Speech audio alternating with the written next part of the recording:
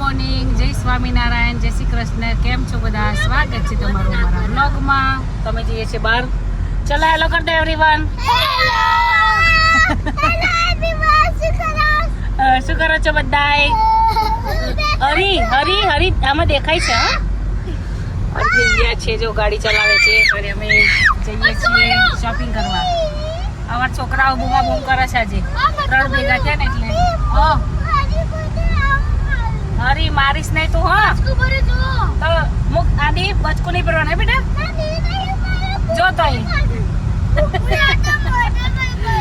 અમારે આજે ગરમીનું ટેમ્પરેચર 33 ડિગ્રી છે અને 33 ડિગ્રીમાં બહાર પણ ના નીકળે તો અમે નીકળ્યા છીએ બહાર.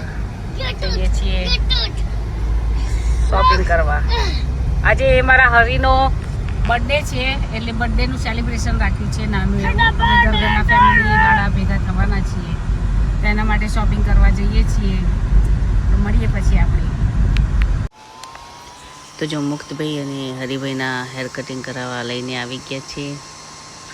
મુક્તને પણ શરમ આવે છે. અહીંયા હેર કટિંગ એટલા ફાઇન કરે છે ને, બહુ જ મસ્ત. સાઉથ હેરોમાં હેર કટિંગ કરે છે. લેડીઝ જેન્ટ્સ બંનેનું છે.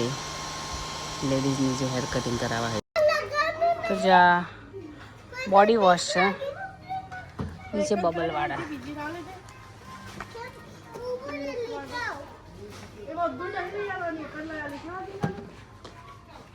અમારો પંખો જો કેટલો ધીરો ધીરો કરે છે. આમાં આદિ જો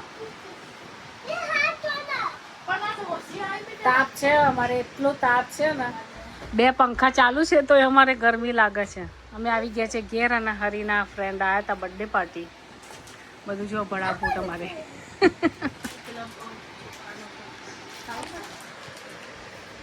ગરમી બહુ છે, બહુ જ. ઇન્ડિયામાં 44 છે, અહીંયા છે. પંખાની કામ કરતા ગરમ હવા આવે છે પંખાની. ચાલો આગળ આગળ મળતા રહીશું આપણે. હિવાન હેલો કર દે. તમારા બધા ભાઈઓ આયા છે નિકુંજના. નિકુંજ બનાવે છે પફ. લા આઈ બોલો બોલો. સ્વાગત છે. તમારા બચ્ચા પાર્ટી પ્લે કરે છે તાપમાં. અમારો આદિ તો લાલ ટામેટું થઈ ગયો છે. ટામેટું રે ટામેટું. એક બચ્ચું રીસાણું છે, કોઠી પાછળ સંતાણું છે. આ તો ગાડી પાછળ સંતાણું. તમે લોકો ગંધાવશો. તમને સ્પ્રે આગો રે હરી ના એવું છાટાય. જો રીસવા પણ આવી છે, રમશે રીસવા. આજે અમે બધાય હરીની બર્થડેનું સેલિબ્રેશન કરવા ભેગા થયા છીએ. મુક્ત ઉભો થઈ જા ચાલ. હાય અમારે આજે 33 ડિગ્રીમાં બધા રાડ પાડી ગયા છીએ. ચાલો હવે શું બનાવીએ છીએ આગળ આગળ બતાવશું તમને. તો સાવરડો છે એની ઉપર પિઝા બનાવવાના છે. જો ઓલિવવાળી આવે છે, આની અંદર ઓલિવ હોય છે. બહુ નાઇસ હોય છે. અહીંયા જો થોડી પહેલાં ફ્રાય કરી દેવાની, મતલબ ગરમ કરી દેવાની એટલે કડક થઈ જાય. અહીંયા જ બધું સેટઅપ કરી દીધું છે બહાર જ. એવલિન જો પાણી પીવું છે. એના કશું જોઈએ ને તો એ એવું કરે તો પાણી પીવે છે એવલિન.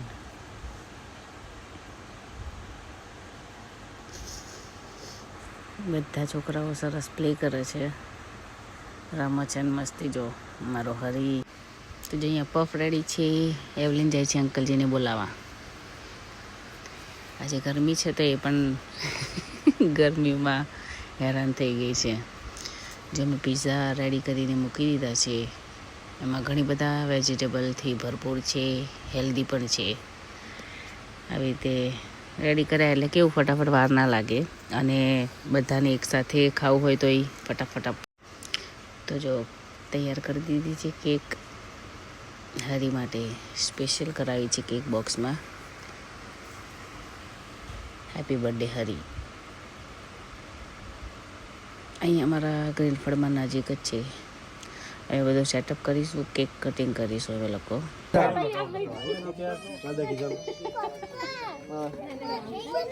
મારું દેશી પછી આપણે ફોટો પડાવો ને તારો હા તારા આપજે નીકુ જાવ અચ્છા મુક્તની બર્થડે છે ના હરીની આવતાર આ બાજુ ખાલી ઊભા રહો. તો હરિભાઈ કેક કટિંગ કરે છે હવે અમારા. Happy birthday to you, happy birthday to you, happy birthday to Hari, happy birthday to you. સરસ મજાનું ગરમીમાં સેલિબ્રેશન કર્યું. ગરમી ઘણી હતી પણ જેને જેને મેં આમંત્રણ આપ્યું હતું અમારા ફ્રેન્ડ્સ ફેમિલી બધા જ હાજર રહ્યા હતા.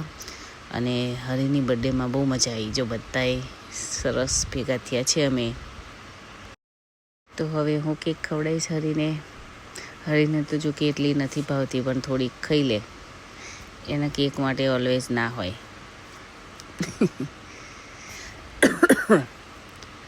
તો મુક્તને, હરીને, આદિને બધાને કેક ખવડાવીશું આપણે હવે વારાફરતી. બધા છોકરાઓને બોલાવીશું. બધાના તો ફોટા નથી લેવા, બહુ ટાઈમ જતો રહે અને ટાઈમ પણ 8, 8:30 જેવું થઈ ગયું છે. એ જો મારો આદિ અને મારો મુક્તને બહુ ભાવે. અમે નાના છોકરાઓને વધારે ભાવે કેક. સેલિબ્રેશન હોય અને કેક ના હોય એવું ના બને, એટલે કેક પહેલાં જ ઓર્ડર આપી દીધો હતો. હવે આવી ગયા છે અમારી બચ્ચા પાર્ટી. ક્રિશિવ, હિવાન,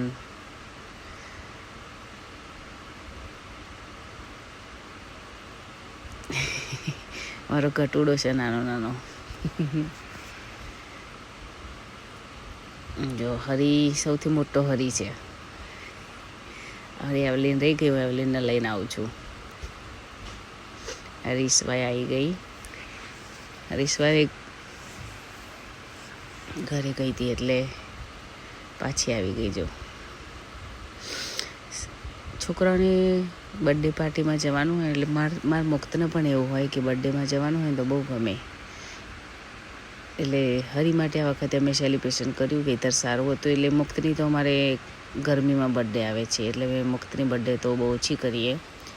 હરીની કરીએ સમરમાં આવે એટલે. મુક્તની તો એ ઘરે કરીએ છીએ ઘરના. અત્યારે 11:15 થયા છે. હજુ અમે બધું સાફ સફાઈ બધું ચાલુ છે. કપડાં ધોવા નાખાય છે. નીકળ કપડાં ધોવા નાખે છે. મેં વાસણ ઘસ્યા, ત્યાં બધું વાઇન્ડ અપ કર્યું. પંખા આ 2 ચાલુ છે. બધી 4 વિન્ડો ઓપન કરી છે અમે લોકોએ. હું આ ફેન લઈને બેઠી છું. આ ફેન બહુ સરસ છે, એસીવાળો છે. આ ગ્રીન છે ને એથી એસી ચાલુ થાય અને અહીંયા એકદમ ચિલ્ડ બરફ કેવો ફ્રીજમાં હોય ઠંડુ એ રીતે થાય છે. તો આજે તો આખો દિવસ એટલી બધી ગરમી હતી. ભાગમ ભાગ. અમે પહેલાં હેર કટિંગ કરાવવા ગયા. એમાં અમે 1 કલાક ઘરે આવવામાં લેટ હતા. હરીના ફ્રેન્ડ્સને અમે 12 વાગ્યાનો ટાઈમ આપ્યો હતો કે 12 વાગે આવી જાય, પણ અમે પહોંચ્યા જ 1 વાગે એટલે 1 કલાક લેટ થયા. પછી ફટાફટ પીઝા લઈને ઘરે આવ્યા. છોકરાનું આપ્યું ખાવાનું. પછી પાછા અમે લીડલ ગયા. લીડલ 1 કલાક બધું શોપિંગ બધું પતાવ્યું. ઘરને જે બનાવવાનું ત્યાં જે પફ બનાવવાના હતા ઘરે હોમમેડ, અને પીઝા બનાવ્યા હતા. અમે સાવરડો બ્રેડ ઉપર બનાવ્યા હતા અને ઓલિવવાળી હોય છે તો બહુ જ મસ્ત પીઝા બને છે એની અંદર. તો તમારે પણ અહીંયા રહેતા હોય ને ટ્રાય કરવા હોય તો કરી શકાય. બહુ જ ફાઇન પીઝા બને છે. મારો મુક્ત તો થાકીને સૂઈ જ ગયો છે. અમે બેઠા હતા ને સૂઈ ગયો. જો હજુ એને નાપી પહેરાવી પડે, કારણ કે થાકેલો હોય ને ત્યારે પીપી કરવા ઉઠે નહીં તો બધું પલાળે ને એના કરતાં પહેરાવી દેવી સારી. અત્યારે મારા હજુ બધા 5-6 વર્ષના થાય છોકરાઓ ત્યાં સુધી નાપી પહેરાવતા હોય. તો બહુ થાક લાગ્યો છે, કારણ કે હમણાં 12 વાગી જશે, 12 નહીં લાગે. એટલે કાલ તો લેટ ઉઠીશું. નિકુંજને તો જો કે જવાનું છે જોબ પર. પછી અમારે જવાનું છે ફરવા જઈશું. એટલે એનું બધું પ્રિપરેશન કરવાનું છે, પેકિંગ કરવાનું છે, ત્યાં શું બનાવીશું એનું નક્કી કરવાનું છે. ઘણું બધું કામકાજ બાકી છે.